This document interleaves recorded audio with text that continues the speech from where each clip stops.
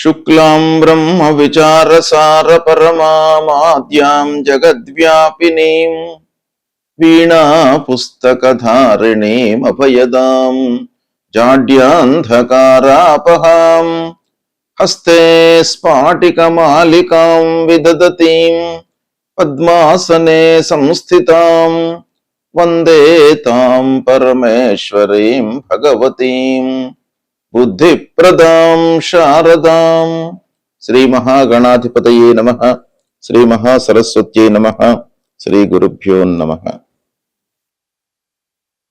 ప్రేక్షకులకందరికీ నూతన సంవత్సరము శ్రీ పరాభవనామ సంవత్సర ఉగాది శుభాకాంక్షలు తెలియజేస్తూ, ఈ సంవత్సరము మీ రాసులలో జన్మించినటువంటి వారికి, అంటే 12 రాసులలో జన్మించినటువంటి వారికి ఎలాంటి ఫలితాలు ఉండబోతున్నాయి అనేటువంటి విషయాన్ని మనం తెలుసుకుందాం. ఈ సంవత్సరము అంటే ఈ పరాభవనామ సంవత్సరంలో ముఖ్యమైనటువంటి గ్రహాల యొక్క స్థితి ఎలా ఉంది? ముఖ్యమైనటువంటి గ్రహాలు అనంటే మనం ప్రధానంగా గురు, శని, రాహువు, కేతువు, ఈ 4 గ్రహాలు సంవత్సర ఫలితం పైన ప్రభావాన్ని చూయించేటువంటి గ్రహాలు. అంటే ఈ 4 గ్రహాలు కూడాను ఒక్కొక్క రాశిలో ఎక్కువ రోజులు సంచరిస్తూ ఉంటారు కాబట్టి ఈ గ్రహముల యొక్క ప్రభావము రాశి పైన, ఆ రాశిలో జన్మించినటువంటి వారిపైన చాలా ఎక్కువగా ఉంటుంది. కాబట్టి సంవత్సర గోచార ఫలితాలు తెలియజేస్తూ ఉన్నప్పుడు ఈ 4 గ్రహాల యొక్క సంచారాన్ని మనము ప్రధానంగా తీసుకుంటాం. అయితే ఈ సంవత్సరము గురువు 5 డిసెంబర్ 2025 నుండి 1 జూన్ 2026 వరకు మిథున రాశిలో సంచరిస్తున్నాడు. తదనంతరం అంటే 2 జూన్ 2026 నుండి 31/10/2026 వరకు కర్కాటక రాశిలో సంచరిస్తున్నాడు. తదనంతరం అంటే 31/10/2026 నుండి 24/1/2027 వరకు సింహరాశిలో సంచరిస్తున్నాడు. అతిచార వశాత్తు సింహరాశిలోకి వచ్చి ఈ సమయంలో సింహరాశిలో సంచారం జరుగుతోంది. తదనంతరం అంటే 24 జనవరి 2027 నుండి 26/6/2027 వరకు మళ్ళీ కర్కాటక రాశిలోకి వక్రరీత్యా వస్తున్నాడు. ఈ విధంగా గురువు యొక్క సంచారము ఈ సంవత్సరము ఉంది. అంటే 3 రాశులలో గురువు సంచరిస్తున్నాడు. మిథునం, కర్కాటకము, సింహము రాశిత్రయ సంచారం చేస్తున్నాడు. రాశిత్రయ సంచారం మూలకంగా కొన్ని ఇబ్బందులు ఉంటాయి. దేశవ్యాప్తంగా, ప్రపంచవ్యాప్తంగా, రాష్ట్ర వ్యాప్తంగా ఇబ్బందులు, యుద్ధాలు, వాతావరణ సమస్యలు ఇలాంటివి ఏర్పడేటువంటి అవకాశాలు ఉంటాయి. ఇక శని యొక్క సంచారాన్ని చూసినట్టయితే 29 మార్చి 2025 నుండి 3/6/2027 వరకు మీనరాశిలో సంచరిస్తున్నాడు. ఈ మొత్తం కాలం కూడాను మీనరాశిలో సంచరిస్తున్నాడు. ఇక రాహువు 18 మే 2025 నుండి 5 డిసెంబర్ 2026 వరకు కుంభరాశిలో సంచరిస్తున్నాడు. కేతువు 18/5/2025 నుండి 5 డిసెంబర్ 2026 వరకు సింహరాశిలో సంచరిస్తున్నాడు. తదనంతరం రాహువు అంటే మళ్ళీ 5 డిసెంబర్ 2026 నుండి 23 జూన్ 2028 వరకు మకర రాశిలో సంచరిస్తున్నాడు. ఇదే సమయంలో కేతువు అంటే 5 డిసెంబర్ 2026 నుండి 23 జూన్ 2028 వరకు కర్కాటక రాశిలో సంచరిస్తున్నాడు. ఈ విధంగా ఈ ప్రధానమైనటువంటి గ్రహాల యొక్క సంచారము ఈ పరాభవనామ సంవత్సరంలో ఉంది. ఈ సంచారాన్ని దృష్టిలో పెట్టుకొని ఏ స్థానాలలో సంచరిస్తున్నారు, ఆ గ్రహాల యొక్క కారకత్వాలు, వాళ్ళు సంచరిస్తున్నటువంటి స్థానము యొక్క ప్రభావము ఆ జాతకుని పైన ఎలా ఉంటుంది అనేటువంటి విషయాన్ని మనం తెలుసుకుందాం. సింహరాశి వారికి శ్రీ పరాభవనం మళ్ళీ చెప్తాను. సింహరాశి వారికి శ్రీ పరాభవనామ సంవత్సరంలో గోచార ఫలితాలు ఎలా ఉన్నాయో తెలుసుకుందాం.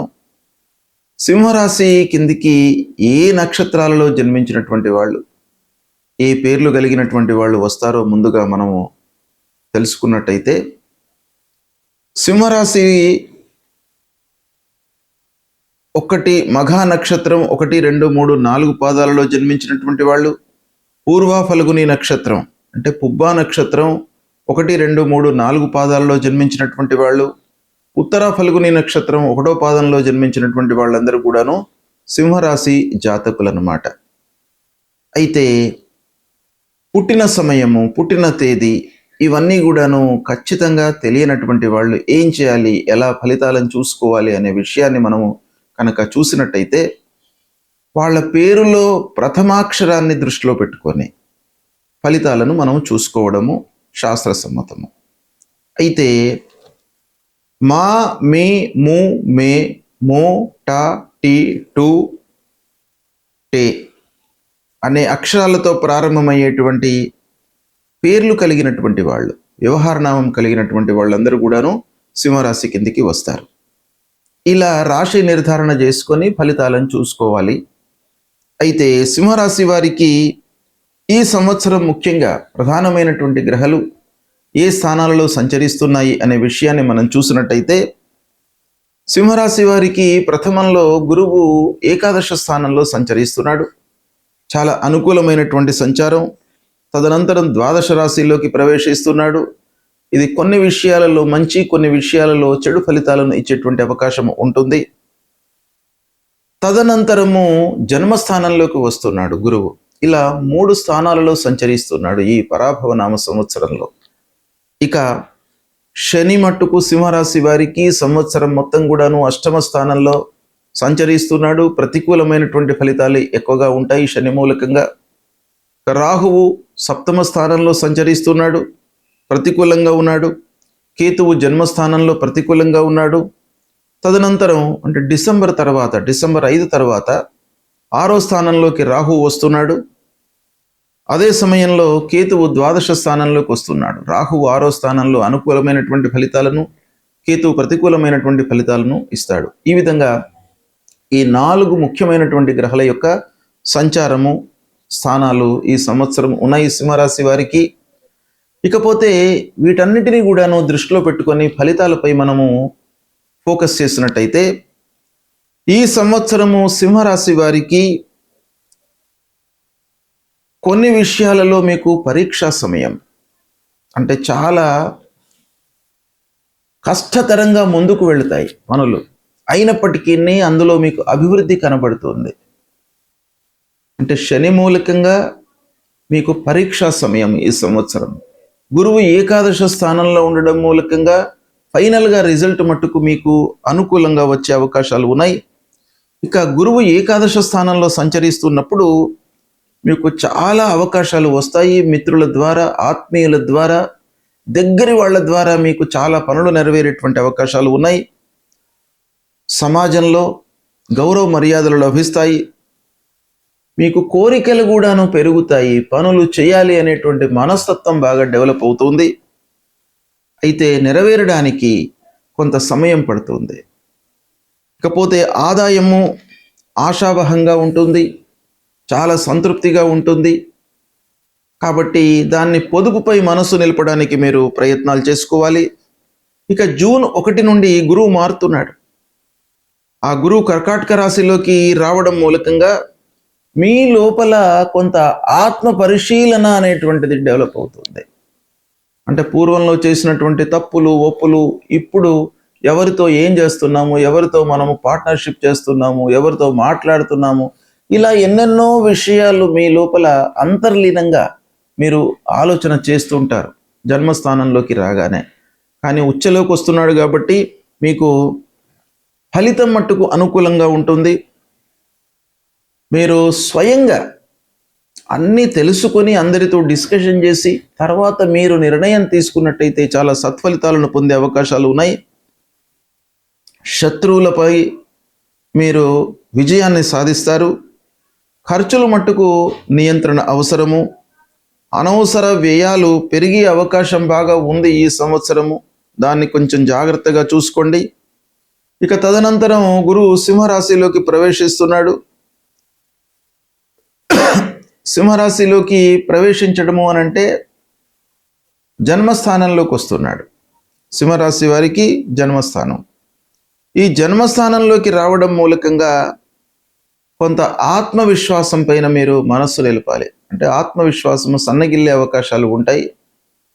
అంటే ఏ పని చేసినప్పటికీ రిజల్ట్ రాదేమో అనేటువంటి ఒక భావన మీ లోపల ఏర్పడుతుంది. దాని నుండి మీరు దూరం కావాలి, ఆత్మవిశ్వాసం పెంచుకోవాలి. ఇక మీ నేచర్కి తగినట్టుగా మీరు పనులు ప్రారంభిస్తారు. సమాజంలో గౌరవము, ప్రతిష్ట తిరిగి మళ్ళీ మీకు లభ్యమవుతుంది. ఉద్యోగంలో అనుకూలత ఉంటుంది. నాయకత్వ పాత్రను మీరు పోషిస్తారు. అది అధికారులు, యాజమాన్యము గుర్తించేటువంటి అవకాశాలు ఉన్నాయి. ప్రమోషను లేదా ఉన్నటువంటి హోదాలో మార్పులు కనబడుతున్నాయి. కొత్త ఉద్యోగ అవకాశాలు మీకు వస్తాయి. వ్యాపారస్తులకు వ్యాపార విస్తరణపై మనస్సు నిలుపుతారు. అయితే జాగ్రత్తగా మీరు చేసుకుంటూ వెళ్ళడం మంచిది. ఇక శని మీనరాశిలో సంచరిస్తున్నాడు గనక అనవసరమైనటువంటి బాకీలు, అంటే పూర్వము తీసుకున్నటువంటి డబ్బులు చెల్లించకపోవడం మూలకంగా కొంత ఇబ్బందులను ఎదుర్కొనేటువంటి అవకాశాలు ఉన్నాయి. వాటిపైన ముఖ్యంగా మీరు మనస్సు నిలపాలి. రుణాలు తీర్చేటువంటి స్థితిపై మీరు చాలా ఫోకస్ పెట్టాలి. ఎందుకంటే అనవసరంగా వాళ్ళ మూలకంగా మీకు గొడవలు వచ్చేటువంటి అవకాశాలు ఉన్నాయి. దానిపైననే కాకుండా ఖర్చుల నియంత్రణ పైన కూడాను మీరు మనసు నిలుపుకోవాలి. పెట్టుబడుల్లో జాగ్రత్త మట్టుకు అవసరము. ఇక రాహు కుంభరాశిలో సంచరిస్తున్నాడు. రాహు కుంభరాశిలో సంచరించడం మూలకంగా భాగస్వాములతో, అంటే భార్యతో లేదా వ్యాపారంలో ఉన్నటువంటి వాళ్ళు పార్ట్నర్స్తో కొంత జాగ్రత్తగా ఉండాలి. దాంపత్య జీవితము ఓవరాల్గా ఈ సంవత్సరము మిశ్రమంగా ఉంటుంది. కొన్నిసార్లు అనవసరమైనటువంటి వాగ్వివాదాలు తలెత్తేటువంటి అవకాశం ఉంది. కొన్నిసార్లు మీరు సంతృప్తిగా అన్యోన్యతతో కాలం గడిపేటువంటి అవకాశం కూడాను ఒక పక్కన కనబడుతుంది. ఇక రాహు మకర రాశిలోకి ప్రవేశించడం మూలకంగా కొంత మీకు మంచి జరిగే అవకాశాలు ఉన్నాయి. అంటే ఒత్తిడి పెరిగినప్పటికీ సత్ఫలితాలను పొందుతారు. పనిభారం పెరిగినప్పటికీ ఫలితాలు అనుకూలంగా ఉంటాయి. ఇక ఆరోగ్యాన్ని మట్టుకు నిర్లక్ష్యం చేయకూడదు. ఆరోగ్యంపై మీరు ఉంచండి. ఇక కేతువు సింహరాశిలో ఉండడం మూలకంగా జన్మస్థానం కేతువు, తద్వారా మీకు ఆత్మ పరిశీలన చాలా ముఖ్యం.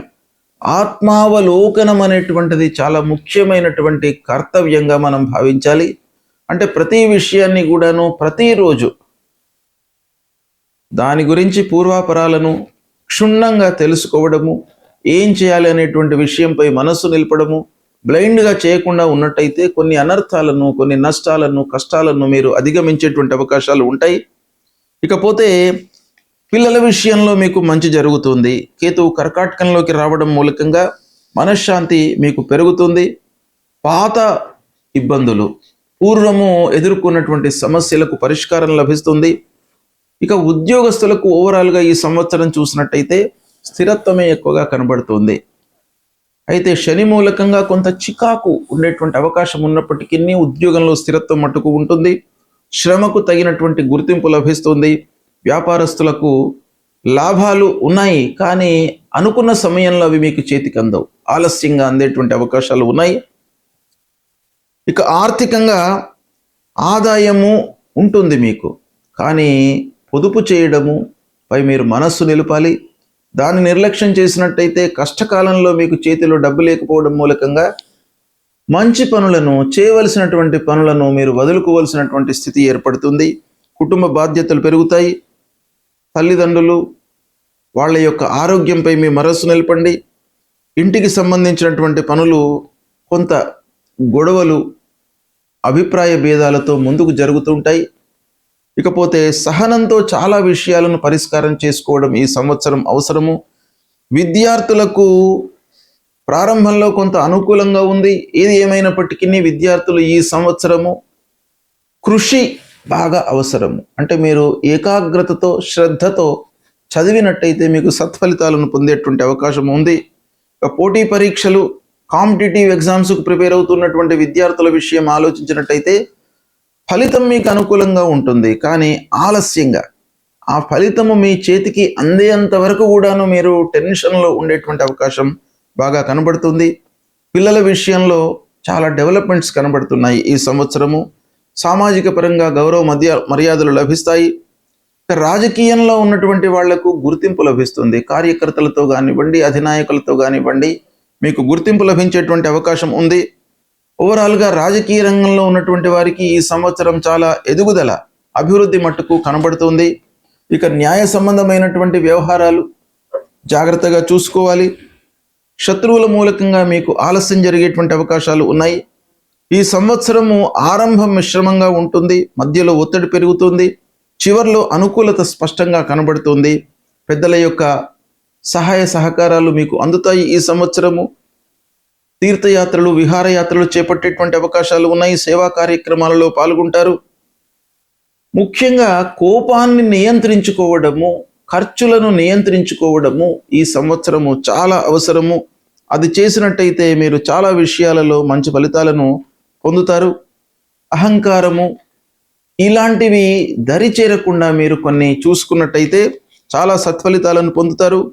కుటుంబానికి మీరు ఆధారంగా నిలుస్తారు. అన్ని విషయాల లోపల కూడాను మీరు ఆలోచించి పిల్లలకు కావలసినవి అన్ని నిర్ణయాలు కూడాను తీసుకుంటారు. ఈ విధంగా ఈ సంవత్సరము సింహరాశి వారికి ఓవరాల్గా మనం చూసినట్టయితే మీరు ఆత్మావలోకనంతో ముందుకు వెళ్ళినట్టయితే చాలా సత్ఫలితాలను పొందేటువంటి అవకాశం కనబడుతుంది. గ్రహస్థితి బాగా లేనప్పుడు భగవంతుడి యొక్క అనుగ్రహము కొరకై మనము కొన్ని పరిహారాలను చేసుకోవాలి. అవి ఏంటంటే, ముఖ్యమైనటువంటి గ్రహాలు మనకు గురు, శని, రాహువు, కేతువు. గురువు ప్రతికూలంగా ఉన్నప్పుడు అంటే 2, 5, 7, 9, 11 స్థానాలలో గురువు సంచరిస్తున్నప్పుడు అనుకూలమైనటువంటి ఫలితాలను ఇస్తాడు. ఇవి కాకుండా మిగతా స్థానాలలో సంచరిస్తున్నప్పుడు ప్రతికూలమైనటువంటి ఫలితాలు ఇస్తాడు. కాబట్టి ఈ ప్రతికూలతను నివారించడానికి ఆ గురువు యొక్క అనుగ్రహం మనకు కావాలి.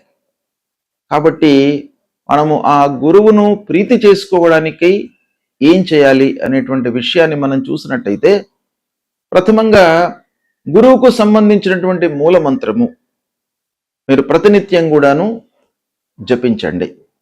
దేవానాంచ ఋషీణాంచ గురుం కాంచన సన్నిభం వందనీయం త్రిలోకానాం తన్నమామి బృహస్పతిం అనేటువంటి ఈ మూల మంత్రాన్ని ప్రతినిత్యం కూడాను చదువుకోండి. గురువులను సందర్శించండి, సద్గురువుల దగ్గరికి వెళ్ళండి, వాళ్ళ యొక్క ఆశీస్సులను పొందండి, తల్లిదండ్రుల యొక్క అనుగ్రహాన్ని పొందండి, తల్లిదండ్రులకు కావలసినటువంటి సపర్యలను చేస్తూ ఉండండి.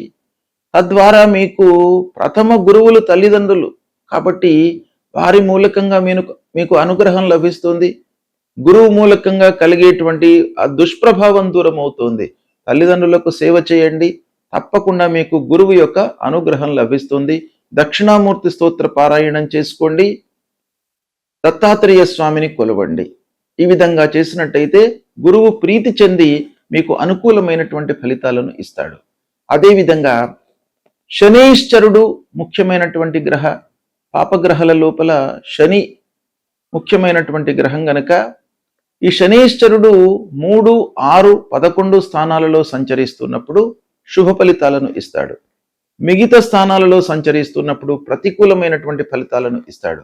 ముఖ్యంగా అర్ధాష్టమ స్థానం అంటే 4వ స్థానంలో సంచరిస్తున్నప్పుడు, అష్టమ స్థానం అంటే 8వ స్థానంలో సంచరిస్తున్నప్పుడు, ద్వాదశ స్థానం అంటే 12వ స్థానంలో సంచరిస్తున్నప్పుడు, జన్మస్థానంలో సంచరిస్తున్నప్పుడు, ద్వితీయం అంటే 2వ స్థానంలో సంచరిస్తున్నప్పుడు చాలా ప్రతికూలమైనటువంటి ఫలితాలను శనీశ్వరుడు మనకు కలిగిస్తాడు. కాబట్టి దీని నుండి విముక్తులు కావడానికై అంటే శని ముఖ్యంగా మనకు జీవితంలో చాలా గుణపాఠాలను నేర్పిస్తాడు.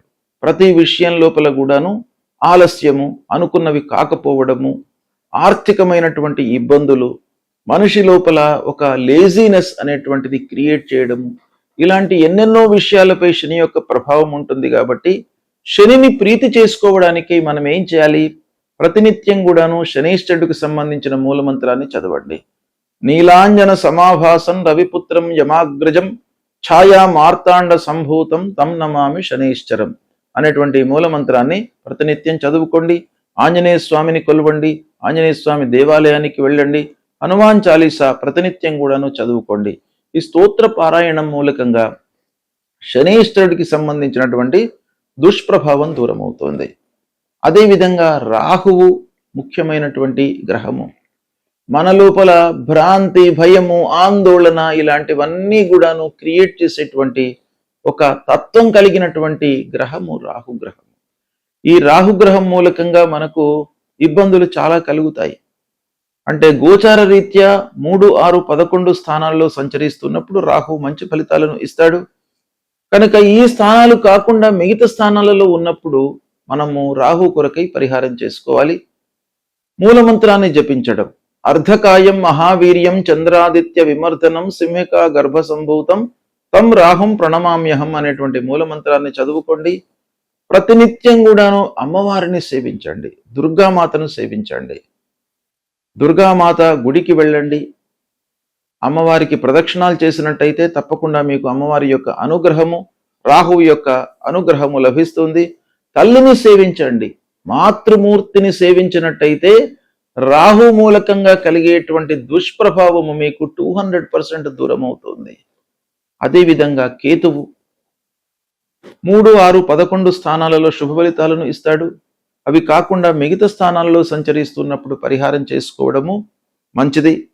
మరి కేతువుకి ఏం చేయాలి ఈ మూలమంత్రము అనంటే, ఫలాశ పుష్ప సంకాశం తారకా గ్రహమస్తకం రౌద్రం రుద్రాత్మకం ఘోరం తం కేతుం ప్రణమామ్యహం అనేటువంటి ఈ మూలమంత్రాన్ని ప్రతినిత్యం కూడాను చదువుకోండి. గణపతిని సేవించండి. ఆటంకాలు లేకుండా ఉంటాయి. మీకు విరక్తి భావన కలగకుండా ఆ కేతువు మిమ్మల్ని కాపాడుతాడు. అంటే విరక్తి అనేటువంటిది మనిషి లోపల డెవలప్ అయితే, అశ్రద్ధ అనేటువంటిది డెవలప్ అయితే పని ముందుకు జరగదు. దానిపైన మనకు శ్రద్ధ లేనట్టయితే మనం పని చేయలేము.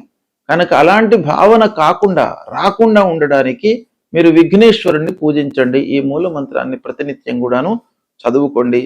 ఈ 4 గ్రహాలు చాలా ముఖ్యమైనటువంటి కనుక ఈ 4 గ్రహాలు అనానుకూలంగా ఉన్నప్పుడు నేను చెప్పినటువంటి పరిహారాలను చేయండి. సంతృప్తిగా మీరు మంచి ఫలితాలను పొందుతారు. శుభం.